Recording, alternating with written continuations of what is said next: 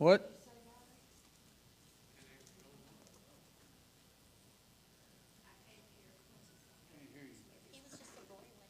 Yeah, he was just a boy. Remember, he brought all the other brothers and passed them through, and God's prophet was like, no, no, no, no. And David was the last one to come through. That's the one. But why David?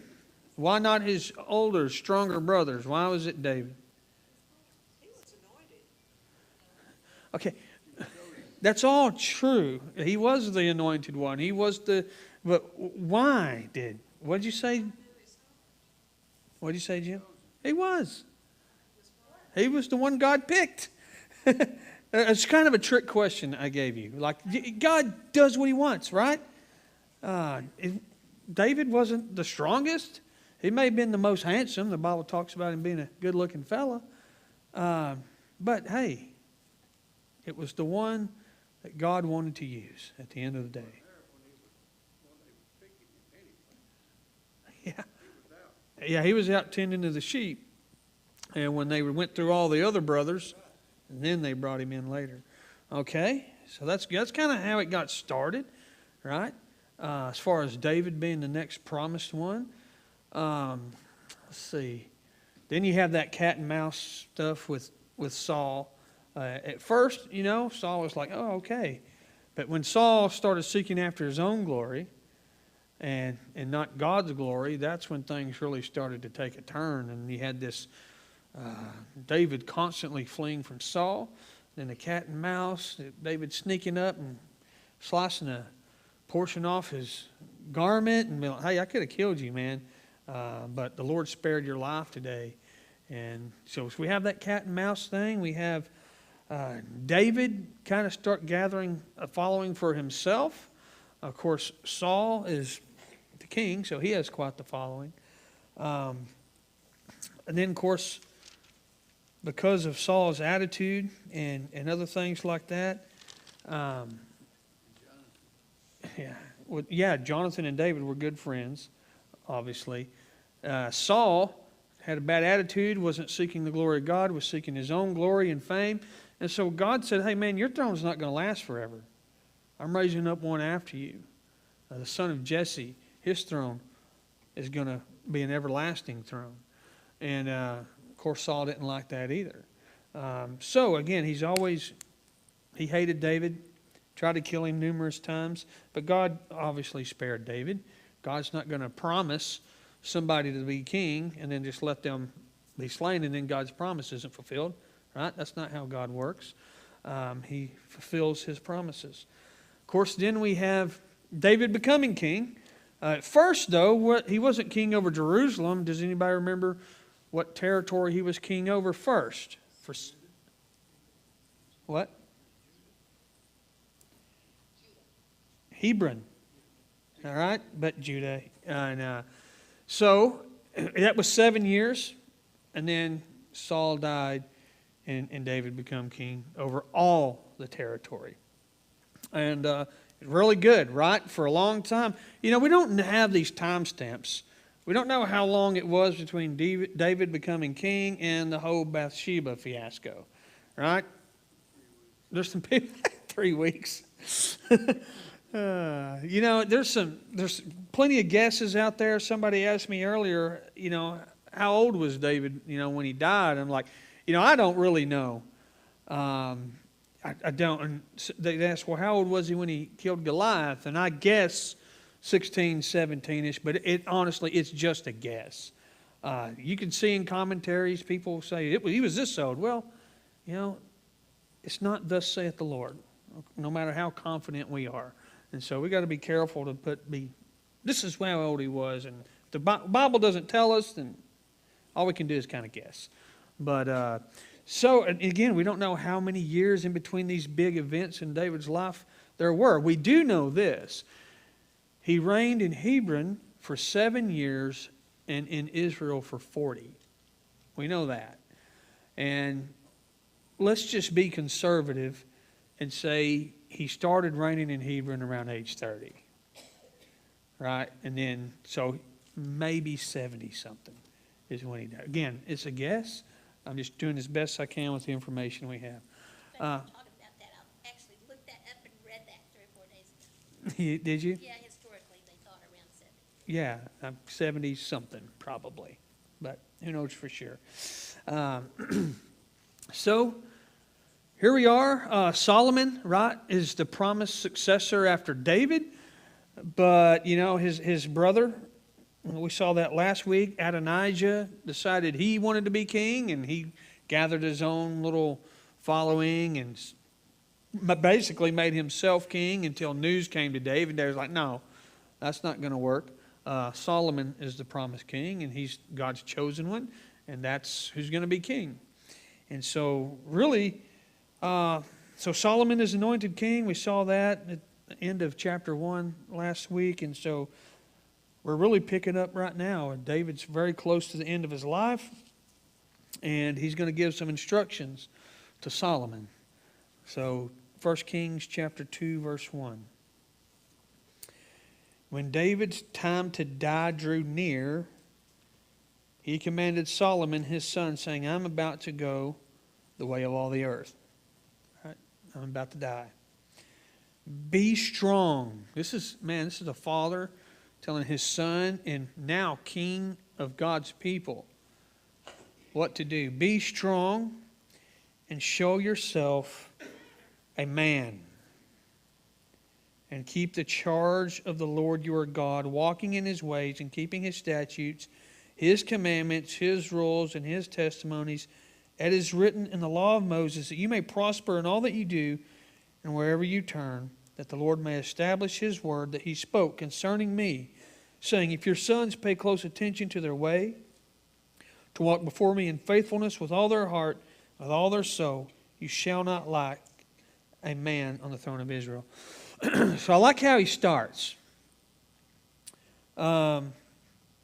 Be strong, right? A king has to be strong.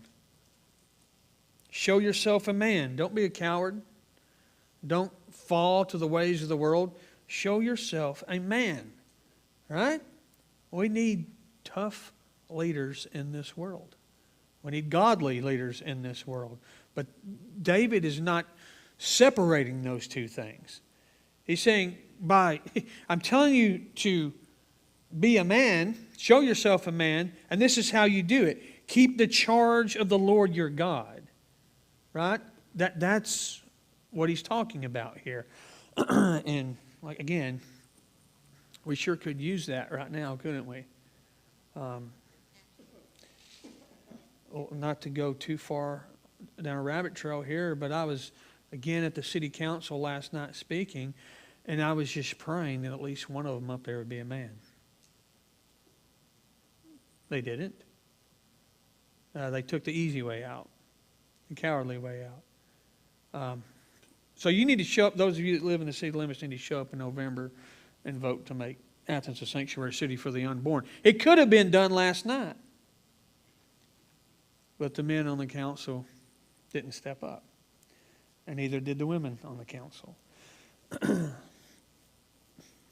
All right. So is it going to come for a vote? Yeah, it's coming to a vote, by the way. And so in November 6th, wherever election day is, you can show up and vote. All right. On the deer trail at this moment more, won't it be a more permanent and stronger ordinance if it's voted on? Because I've read where some city councils have, made their town a sanctuary city or town, and easily, because they made it so. Well, because it came as a citizens' initiative, this one would have been done. We wouldn't have to worry about it. If the city council themselves decided to do that and it wasn't citizen promoted, then yeah, they could. The next few council members could flip it and do whatever they want. Yeah. But because it was a citizen initiative, if they'd have voted option A last night, it'd have been done. Like, that's it. But now it's going to go to the voters, which is the next best option, but it could have been done. All right. So I'm about to go the way of all the earth. I'm about to die, David's saying to Solomon. Be strong and show yourself a man, and keep the charge of the Lord your God. walking in His ways and keeping His statutes, His commandments, His rules, and His testimonies, as it is written in the law of Moses. Like, we don't always get to go with what we feel. Like sometimes we let our feelings and our own emotions dictate the decisions we make. That doesn't mean we always make the wrong decision, but if that's what we use to be our decision maker, then, well, let me tell you something, your own feelings can betray you. Those things, just trust your heart, go with your heart. That's terrible advice. Jeremiah says the heart is desperately sick, deceitful, desperately sick. Who can even understand it?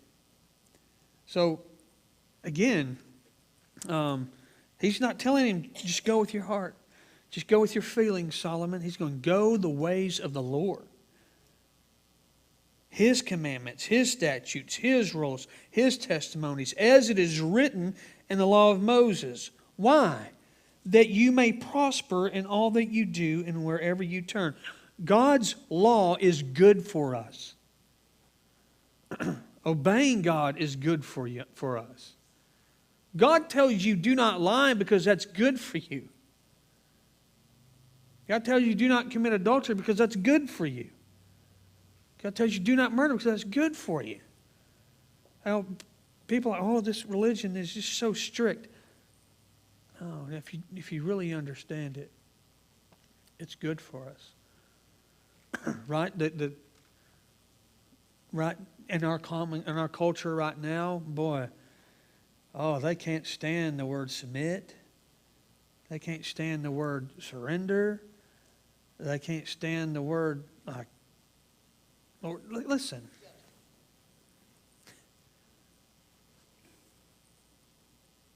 Wives, submit to your husbands as to the Lord. How counterculture is that right now? The culture would say, well, that's patriarchy. That's old stuff, and it was used to... No, that's good for you. That's good for us when it's done right, when it's done biblically. Because it was given to us by God. He's not going to tell us to do something that's not good for us. Going on. So He tells him to do all these things, that you may prosper in all that you do and wherever you turn, that the Lord may establish His word that He spoke concerning me. Keep His promise, saying, if your sons pay close attention to their way, to walk before me in faithfulness with all their heart and with all their soul, you shall not lack a man on the throne of Israel. All right? It's a promise God made to David. Verse 5. Moreover, you also know what Joab, the son of Zeruiah, I say that different every time, did to me. How he dealt with the two commanders of the armies of Israel. All right? Joab has turned out to just be kind of nuts. He's so back and forth. How he dealt with the two commanders of the armies of Israel, Abner, the son of Ner, and Amasa, the son of Jether, whom he killed, avenging in time of peace for blood that had been shed in war, and putting the blood of war on the belt around his waist, and on the sandals on his feet. Again, David speaking to Solomon. Act therefore according to your wisdom. But do not let his gray head go down to Sheol in peace. Right? Don't let him die in peace, Solomon. That's what David's telling his son. But deal loyally with the sons of Barzillai, the Gileadite, and let them be among those who eat at your table. For with such loyalty they met me when I fled from Absalom your brother. And there is also with you Shimei, the son of Gera, the Benjaminite, from Bahurim. No, nothing? Okay. Who cursed me with a grievous curse on the day when I went to Mahanaim. We'll go with that one. But when he came down to meet me at the Jordan, I swore to him by the Lord, saying, I will not put you to death with the sword. Now, therefore, do not hold him guiltless. David said, I won't put you to death. Well, that was the problem. He said, I won't put you to death. Now, therefore, Solomon, do not hold him guiltless, for you are a wise man. You will know what you ought to do to him, and you shall bring his gray head down with blood to show. So basically, David's telling son, hey, be a godly man. Remember the promises that God has made me. As long as my son's walking his ways, his statutes, in faithfulness to him, you will be blessed, and there will always be a king on the throne in Israel. But I want you to wipe out a couple fellas, and don't let them go to their death in peace. Yeah. So, again, is that okay?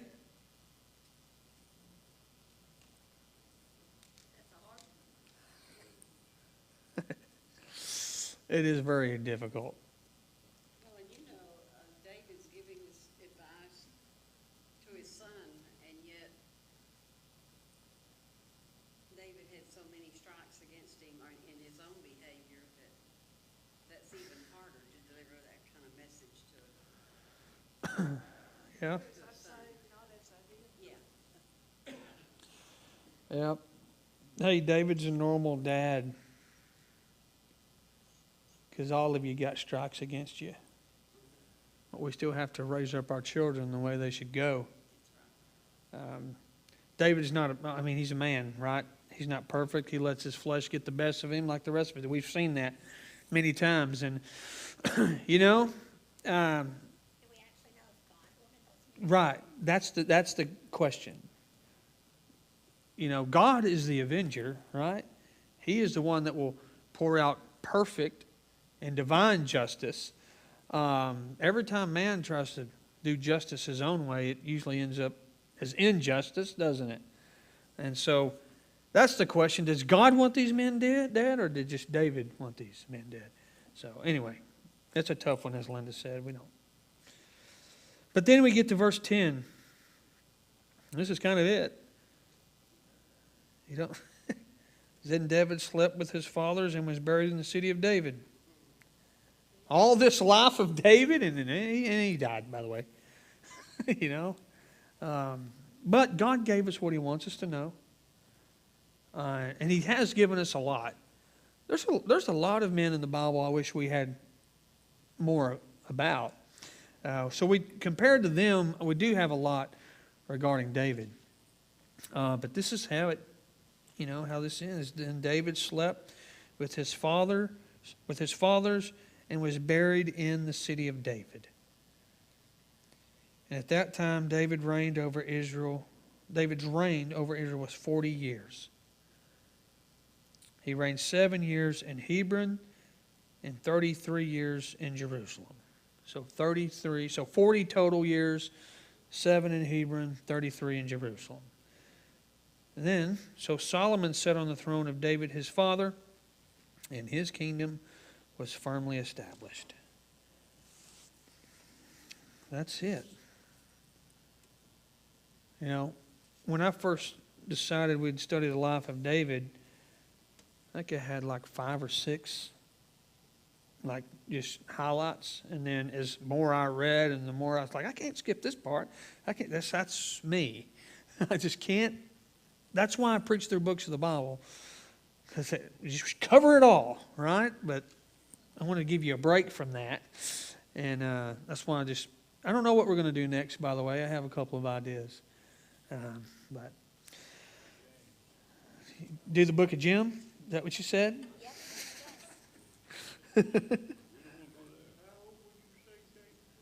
When he died?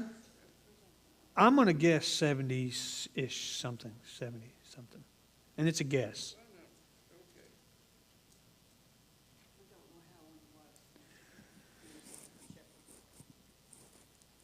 If he was around, if he was around 16 or 17 when he was a boy working his father's flock, and he was around 30 when he took over from Saul. He reigned about 40 years. I mean, it's just a guess, really, all it is. So, 3 score.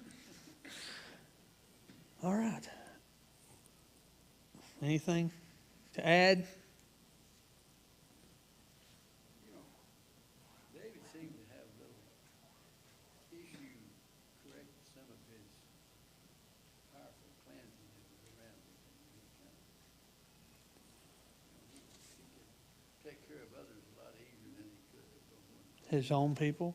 Yeah, Jim pointed out that David seemed to have a problem correcting those that were closest to him. Like he'd easily say, hey, that's not good, that's bad behavior, I'm going to deal with it. But those that were closest to him, like Joab, right? Solomon's going to have to deal with Joab, because David never really did. So, yeah, that's right.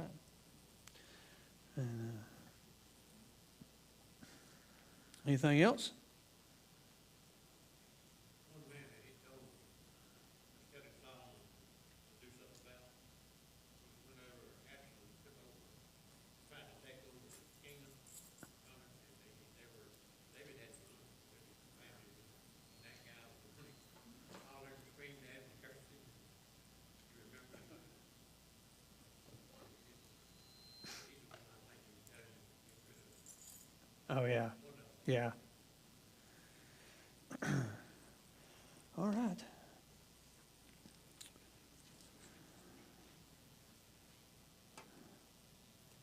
Okay, there's the life of David.